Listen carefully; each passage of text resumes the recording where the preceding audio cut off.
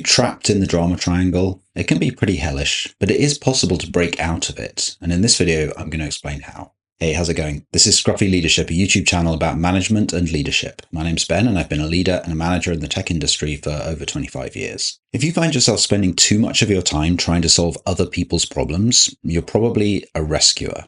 If you spend most of your time complaining about your own problems, you're likely a victim. And if you devote yourself to making life harder for people around you, you're a persecutor.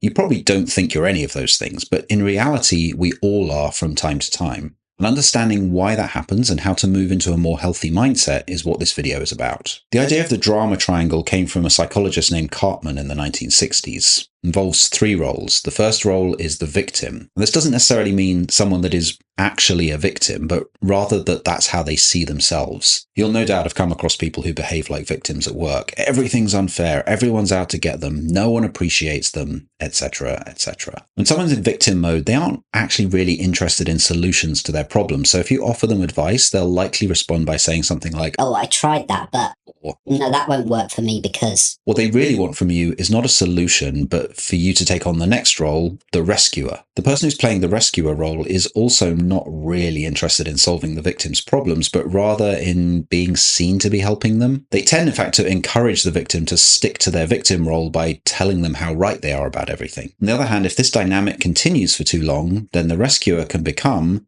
the persecutor. The persecutor is the victim's biggest villain, the one that tells them that they're wrong, that punishes them for complaining. The persecutor blames and controls the victim, but if the tables turn, if someone points out that the way they're behaving is not okay, then they can complete the circuit of the triangle by becoming the victim. So notice that in each case there's a path from one role to another. People aren't victims or persecutors or rescuers. They take on these roles, and it's perfectly possible for one person to play all three roles in a single day, perhaps shifting between them in a single interaction, or perhaps playing different roles in different interactions. And so the problem with the whole thing is that it's self-perpetuating. There is no role in the triangle that tries to stop the drama, that wants the victim to stop being the victim. So what can you do about it? How can you break out of the triangle? The first step is to recognize your own tendencies. Like I said, it's possible to move between all three of the roles, but many of us have a role that we tend to gravitate towards. Perhaps yours, like mine, is the rescuer. You tend to gravitate towards victims and sympathize with them and try to help them, but without actually really addressing the real causes of their victimhood. Or maybe you're the persecutor, the one who has no patience with the victim. Whichever it is, starting by having this awareness is the key step. Once you have that general awareness, you can move on to noticing it more specifically when it's happening. So next time you notice that you are playing one of the roles in the drama triangle, stop for a second and acknowledge to yourself what's happening. And what you do next depends on which role you find yourself playing. If you're playing the persecutor, okay, stop it. Stop blaming, stop criticizing, stop thinking of the other person as useless. Take a breath, maybe step away from the interaction entirely if you can, and try to put yourself in the other person's shoes. This is all about empathy, understanding why they are behaving the way they are and asking what you can do that's useful in this situation. Don't go into rescuer mode. In fact, it might often be the case that the right thing to do is to just apologize and walk away. There might well be nothing proactive you can do to make the situation better. But if it's a situation in which you have an interest in the outcome and you can't just walk away, try to see the situation neutrally with as little emotion as possible,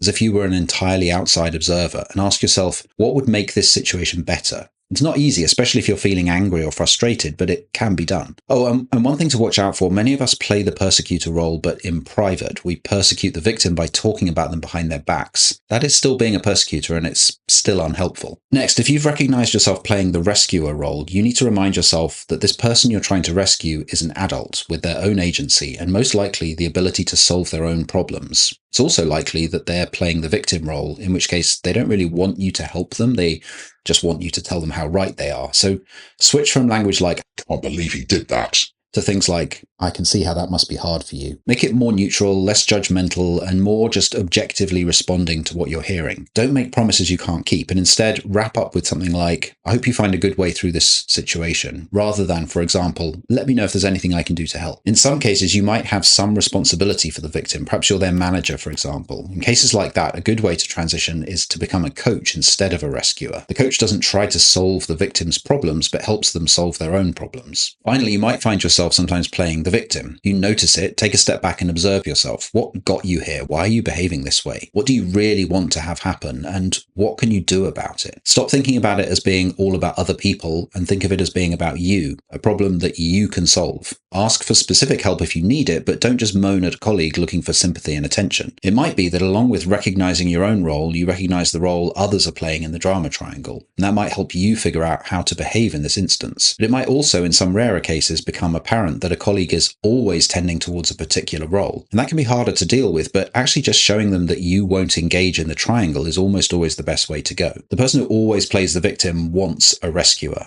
And to some extent, they also want a persecutor. So you should show them that you're not willing to play either of those roles by being neutral, objective, and professional. You should be kind and courteous, of course, but not emotional, not getting involved beyond what's needed to do the job. Now, another way to think about the drama triangle, which I've referred to a little bit already in this video, is in terms of parents and children. The victim is the child. They're helpless. They need other people to solve their problems for them. They have no real agency, at least in their own mind. Both the rescuer and the persecutor are the parents to the victim. One positive parent and one negative parent. In both cases, the parent thinks they know better than the child, that they're the one that has the true picture of how things are and how things should be. So in this way of thinking about the drama triangle, which comes from transactional analysis, is to move from a child or parent role, from a parent-child relationship, to an adult role and an adult-adult relationship. So the coach is a good example of an adult role and a healthier one than the parent-rescuer role. And a key part of being a coach is that you treat the person you're coaching like an adult. You acknowledge that they have the power to solve their own problems. And if you treat the victim like an adult in that way, you can convince them to make the shift themselves, from seeing themselves as a helpless victim that no one loves and will never succeed, to seeing themselves as an adult with the power to change things for the better. In this video, I've talked about people at work being like metaphorical parents, but what about being a real-world parent? Does that make you a better leader?